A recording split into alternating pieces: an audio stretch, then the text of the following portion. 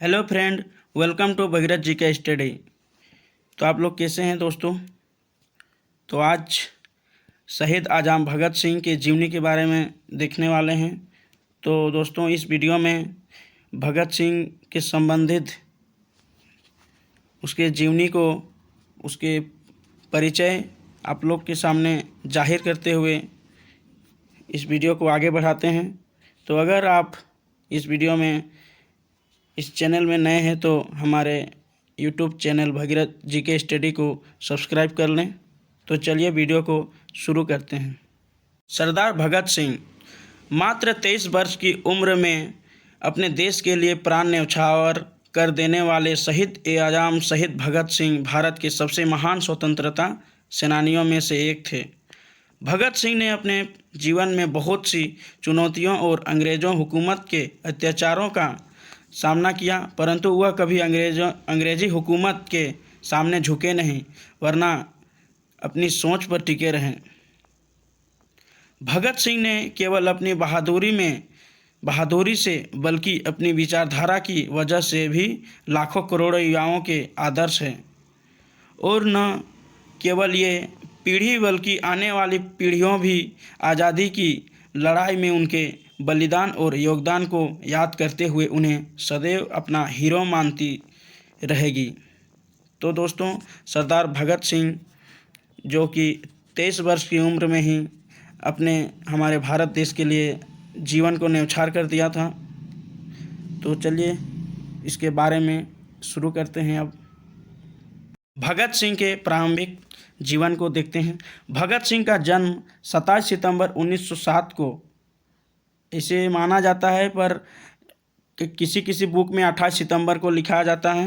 तो दोस्तों, इसका एक्चुअली डेट दिखा जाए तो 27 सितंबर 1907 को लायलपुर ज़िले के बंगा में हुआ था। और यह जगह अभी पाकिस्तान में पड़ता है, क्योंकि यह ब्रिटिश शासनकाल में इसका जन्म हुआ था दोस्तों, 1907 में, जब भारत आज़ाद नहीं हुआ था, जो अब पाकिस्तान में है। उनका पैतृक गांव खटकड़ कला है। उसका जो गांव है अभी वो खटकड़ कला के नाम से है, जो पंजाब भारत में है।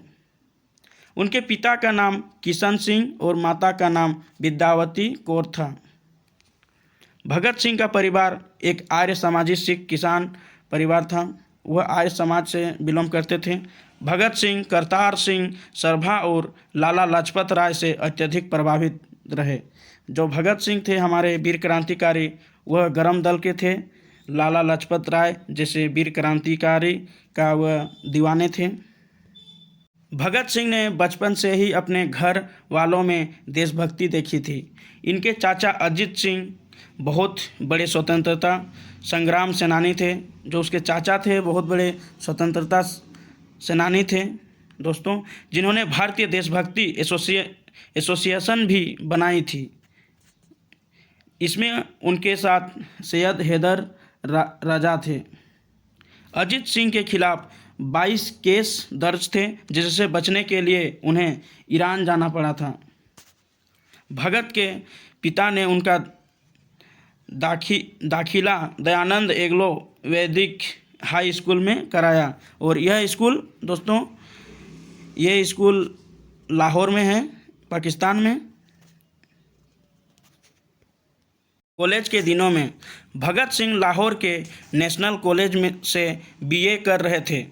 तब उनकी मुलाकात सुखदेव थापर, भगवती चरण और भी कुछ लोगों से हुई, जो कि आप सुन रहे हैं। सुखदेव थापर इसी के साथ दोस्त बीए में लाहौर के नेशनल कॉलेज में इसका दोस्ती स्टार्ट हुआ। और दोस्तों, अंतिम सांसों तक इन लोग का दोस्त रहा। फांसी देने तक ये लोग दोनों साथ रहे। भगत सिंह कॉलेज में बहुत से नाटक में भाग लिया करते थे। वे बहुत अच्छे एक्टर थे। उनके नाटक स्क्रिप्ट देशभक्ति से परिपूर्ण होती थी।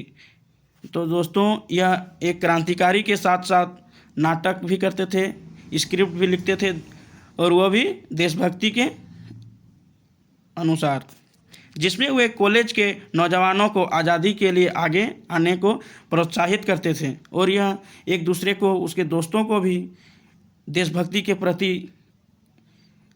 आगे आने के लिए प्रोत्साहित करते थे। साथ ही अंग्रेज़ों को नीचा दिखाया करते थे और अंग्रेज़ों को हमेशा नीचा दिखाया करते थे। भगत सिंह बहुत मस्त मौला इंसान थे। उन्हें लिखने का भी बहुत शौक़ था। कॉलेज में उन्हें निबंध में भी देश प्रेम में भगत सिंह ने अपनी कॉलेज की पढ़ाई छोड़ दी और आज़ादी की लड़ाई में कूद गई। तो दोस्तों, यह देश प्रेम में इतना भावित हो गया कि आज़ादी के लिए मतलब अपने कॉलेज की पढ़ाई को छोड़ दिया और आज़ादी की लड़ाई में कूद गया। अपने जान को जोखिम में डालकर लड़ने लगे अंग्रेज़ों के साथ। इसी दौरान उनके घर वाले उनकी शादी का विचार कर रहे थे। भगत सिंह ने शादी से इनकार कर दिया और उसको शादी से पसंद नहीं था दोस्तों। तो उन्होंने कुछ कहा, अगर आज़ादी के पहले मैं शादी करूं तो मेरी दुल्हन मौत होगी। उसका कहावत है, अगर आज़ादी के पहले मैं शादी करूं तो मेरी दुल्हन मौत होगी। भगत सिंह कैसे बने क्रांतिकारी, उसके मन में, उसके दिलों में कैसे क्रांतिकारी का एक प्रदा आया, मन में कैसे ठान लिया कि हमको क्रांतिकारी बनना है। तो सुनिए दोस्तों, अमृतसर में 13 अप्रैल 1919 को हुए जालियांवाला बाग हत्याकांड ने भगत सिंह की सोच पर गहरा प्रभाव डाल दिया। जब 13 अप्रैल 1919 को जालियांवाला बाग हत्याकांड हुआ था दोस्तों, तो उस समय भगत सिंह 12 वर्ष के थे। तब उन्होंने जालियांवाले बाग का दौरा किया था। तो दोस्तों, उस समय भगत सिंह का उम्र सिर्फ 12 वर्ष थे। सिर्फ 12 वर्ष, मतलब समझ सकते हैं दोस्तों, 12 वर्ष का एक नौजवान नहीं बोलें, एक बच्चा कैसे देश के लिए प्रेरित हुए। जहां उन्होंने एक बोतल में मिट्टी को समेट लिया जिसमें बर्बर सामूहिक हत्याकांड में मारे गए लोगों के खून के धब्बे पड़े हुए थे। वह उस बोतल को हमेशा अपने साथ रखते और जहां भी जाते उस बोतल को साथ ले जाते। तो दोस्तों, लगभग 1200 लोगों की मौत हुई थी 13 अप्रैल 1919 जालियांवाला बाग हत्याकांड में, जिसमें गोलियां चलाई गई थी जनरल डायर के कहने पर, और उसमें लोगों को मृत्यु हुई थी। 1200 लोगों को लग दिए जाते थे। लाहौर के नेशनल कॉलेज की पढ़ाई छोड़कर भगत सिंह ने भारत की आज़ादी के लिए नौजवान भारत सभा की स्थापना की थी। महात्मा गांधी का साथ और फिर रास्ते अलग। महात्मा गांधी द्वारा चलाए गए असहयोग आंदोलन का उन्होंने खुलकर समर्थन किया था। भगत सिंह खुले आम अंग्रेज़ों को ललकारा करते थे और गांधी जी के कहे अनुसार ब्रिटिश बुक्स को जला दिया करते थे। चौरी चौरा में हुए हिंसात्मक गतिविधि के चलते गांधी जी ने असहयोग आंदोलन बंद कर दिया था, जिसके बाद भगत सिंह उनके फैसले से खुश नहीं थे। उसके बाद उनका अहिंसा से विश्वास कमज़ोर हो गया और वह इस निष्कर्ष पर पहुँचे कि सशस्त्र क्रांति की स्वतंत्रता दिलाने का एकमात्र रास्ता है। चौरी चौरा कांड 4 फरवरी 1922 को ब्रिटिश भारत में संयुक्त राज्य के गोरखपुर जिले के चौरी चौरा नामक में हुई थी, जब असहयोग आंदोलन में भाग लेने वाले प्रदर्शनकारियों का एक बड़ा समूह पुलिस के साथ भिड़ गया था। जवाबी कार्रवाई में प्रदर्शनकारियों ने हमला किया और एक पुलिस स्टेशन में आग लगा दी थी। इस घटना के कारण 3 नागरिकों को और 22 पुलिसकर्मियों को मृत्यु हुई थी। तो दोस्तों, 22 पुलिसकर्मियों में से किसी का फैमिली भी था इसमें शामिल। महात्मा गांधी जो हिंसा के घोर विरोध थे ने इस घटना के प्रत्यक्ष परिणाम के रूप में 12 फरवरी 1922 को राष्ट्रीय स्तर पर असहयोग आंदोलन को रोक दिया था। हिंदुस्तान सोशलिस्ट रिपब्लिकन एसोसिएशन, उसके बाद वह चंद्रशेखर आज़ाद के नेतृत्व में गठित हुए गदर दल के हिस्सा बन गए। गदर दल का मतलब होता है गरम दल। काकोरी कांड में रामप्रसाद बिस्मिल सहित 4 क्रांतिकारियों को फांसी हुए, 16 अन्य को कारावास की सजाओं से भगत सिंह इतने अधिक गुस्सा हुए कि चंद्रशेखर आज़ाद के साथ उनकी पार्टी हिंदुस्तान रिपब्लिकन एसोसिएशन से जुड़े गए और उसे एक नया नाम दिया, हिंदुस्तान सोशलिस्ट रिपब्लिकन एसोसिएशन, इसका नया नाम रखा गया दोस्तों। इस संगठन का उद्देश्य सेवा, त्याग और पीड़ा झेल सकने वाले नवयुवक तैयार करना था और इस उद्देश्य था इस एसोसिएशन बनाने का, सेवा, त्याग और पीड़ा झेल सकने वाले नवयुवक को तैयार करना। ये रहा क्रांतिकारी लोग जो कि त्याग और पीड़ा दर्द झेलने वाले युवक। Simon commission go back, Simon commission go back इस टाइप से नारा लगा रहे थे और विरोध कर रहे थे इसका। विरोध और लाला लाजपत राय की मृत्यु। 1927 में मद्रास में कांग्रेस का अधिवेशन हुआ जिसमें सर्वसम्मति से साइमन कमीशन के बहिष्कार का फैसला लिया गया, जिसमें गांधी, नेहरू सभी ने इसका विरोध करने का निर्णय लिया। मुस्लिम लीग ने भी साइमन के बहिष्कार का फैसला किया। 3 फरवरी 1928 को कमीशन भारत पहुंचा। साइमन कलकत्ता, लाहौर, लखनऊ, विजयवाड़ा और पुणे सहित जहां जहां भी पहुंचा उसे ज़बरदस्त विरोध का सामना करना पड़ा और लोगों ने उसे काले झंडे दिखाए। पूरे देश में साइमन गो बैक, साइमन वापस जाओ के नारे गूंजने लगे। लखनऊ में हुए लाठीचार्ज में पंडित जवाहरलाल नेहरू घायल हो गए और गोविंद वल्लभ पंत अपंग हो गए। 30 अक्टूबर 1928 को लाला लाजपत राय के नेतृत्व में साइमन का विरोध कर रहे युवाओं को बेरहमी से पीटा गया। पुलिस ने लाला लाजपत राय की छाती पर निर्ममता से लाठियां बरसाई।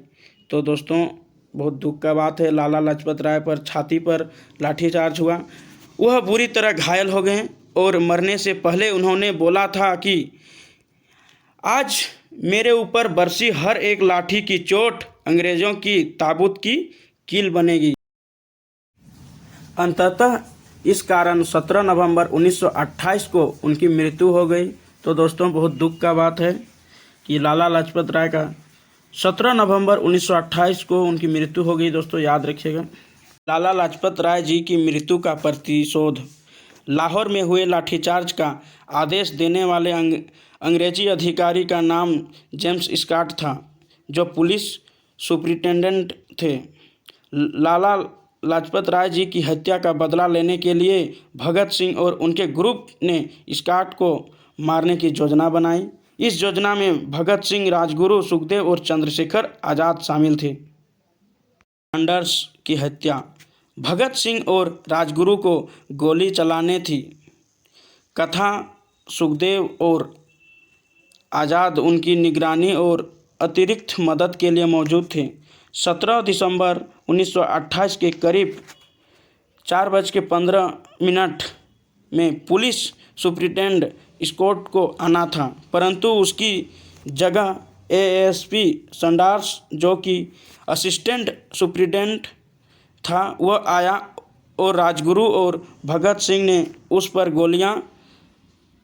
गोलियां दाग दी, जिसके वजह से उसकी मृत्यु हो गई। इसके बाद भगत सिंह और उनकी टीम अपना भेष बदलकर अलग अलग स्थानों पर जाकर कुछ समय के लिए छुप गए और अपनी क्रांतिकारी गतिविधियों को वहीं से चलाया। असेंबली हॉल में बम ब्लास्ट। ब्रिटिश संसद और भारत की केंद्रीय असेंबली में नित्य नए अत्याचारी और मजदूर विरोधी कानूनों का विरोध जताने के लिए आज़ाद भगत सिंह और उनकी टीम ने कुछ बड़ा करने की सोची। भगत सिंह कहते थे, अंग्रेज बहरे हो गए, उन्हें ऊंचा सुनाई देता है, जिसके लिए बड़ा धमाका जरूरी है। इस बार उन्होंने फैसला किया कि वे लोग कमज़ोर की तरह भागेंगे नहीं, बल्कि अपने आप को पुलिस के हवाले करेंगे, जिससे देशवासियों को सही संदेश पहुँचे। दिसंबर 1929 को भगत सिंह ने अपने साथी बटुकेश्वर दत्त के साथ मिलकर ब्रिटिश सरकार की असेंबली हॉल में बम ब्लास्ट किया, जो सिर्फ आवाज़ करने वाला था, जिसे खाली स्थान में फेंका गया था। बम फटने के बाद उन्होंने इंकलाब जिंदाबाद, समाजवाद मुर्दाबाद का नारा लगाया और अपने साथ लाए हुए पर्चे हवा में उछाल दिए। इसके कुछ ही देर बाद पुलिस आ गए और दोनों को गिरफ्तार कर लिया। जेल के दिनों में जेल में भगत सिंह करीब 2 साल रहे। इस दौरान वे लेख लिखकर अपने क्रांतिकारी विचार व्यक्त करते रहते थे। जेल में रहते हुए भी उनका अध्ययन लगातार जारी रहा। उनके उस दौरान लिखे गए लेख वे सगे संबंधियों को लिखे गए पत्र आज भी उनके विचारों के दर्पण बनकर खड़ा है। 1930 में भगत जी ने हाउ आई एम एथिस्ट नाम की किताब लिखी। तो दोस्तों, और यह बुक के साथ साथ अपने घर में अपने माता पिता को लेटर भी लिखते थे।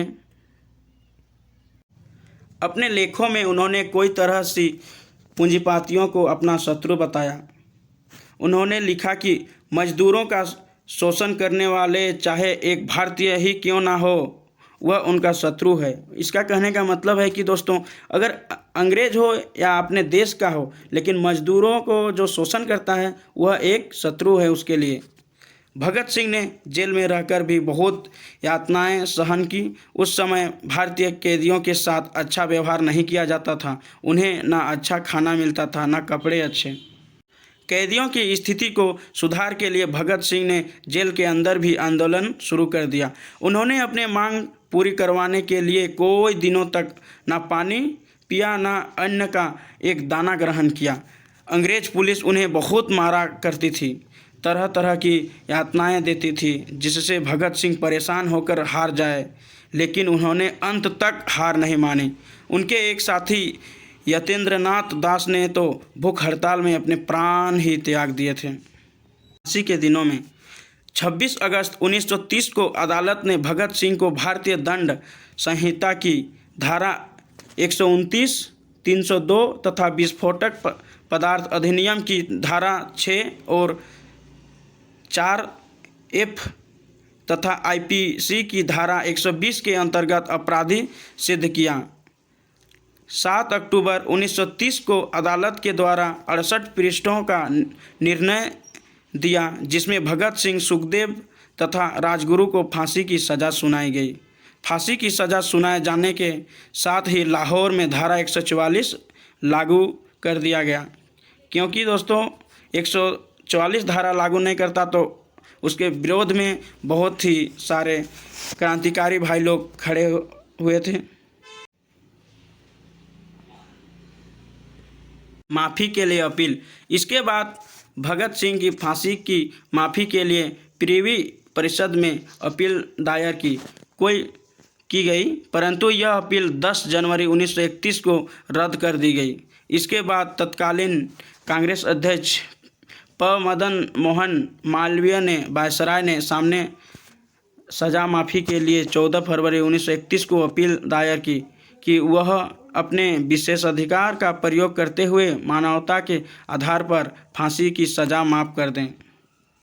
इस बात पर गांधी जी की आलोचना की जाती है कि गांधी इरविन पैक्ट के दौरान गांधी जी ने भगत सिंह, राजगुरु और सुखदेव की फांसी को रोकने की कोशिश नहीं की, परंतु कुछ सूत्रों का कहना है कि भगत सिंह की फांसी की सज़ा माफ़ करवाने हेतु महात्मा गांधी ने 17 फरवरी 1931 को वायसराय से बात की।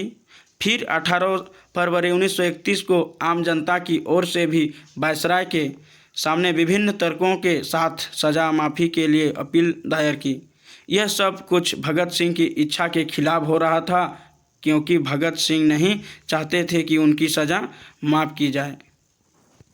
इच्छा दोस्तों, फांसी देने से पहले एक आखिरी इच्छा पूछा जाता है, तो सुनिए भगत सिंह, हम लोग के वीर क्रांतिकारी भगत सिंह, इसके बारे क्या कहें। फांसी पर जाने से पहले वे लेनिन की जीवनी पढ़ रहे थे, और जब उनसे उनकी आखिरी इच्छा पूछी गई तो उन्होंने कहा कि वह लेनिन की जीवनी पढ़ रहे थे और उन्हें वह पूरी करने का समय दिया जाए। उसने एक बुक पढ़ रही थी, लेनिन का जीवनी के बारे में पढ़ रहे थे, तो उसको पूछा गया आखिरी इच्छा क्या है, तो उसने बताया कि जो ये बुक पढ़ रहे हैं जिसका जीवनी है लेनिन की जीवनी, इसको पूरा पढ़ने का समय दिया जाए। जेल के अधिकारियों ने जब उन्हें यह सूचना दी कि उनके फांसी का वक्त आ गया, तो उन्होंने कहा था, ठहरिए, पहले एक क्रांतिकारी दूसरे से मिल तो लें। फिर 1 मिनट बाद किताब छत की ओर उछालकर बोले, ठीक है अब चलो। सरफरोशी की तमन्ना अब हमारे दिल में है, देखना है जोर कितना बाजुए कातिल में है। तो दोस्तों इस प्रकार के एक तरह के एकजुट होकर वे फांसी पर चढ़े।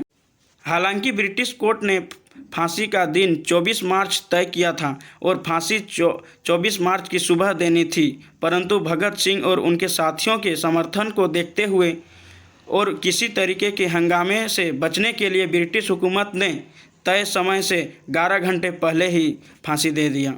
23 मार्च 1931 को शाम में करीब 7:33 पर भगत सिंह तथा इनके 2 साथियों सुखदेव व राजगुरु को फांसी दे दी गई। आखिरी सफ़र और बहादुर क्रांतिकारी। फांसी पर जाते समय वे तीनों मस्ती से गा रहे थे।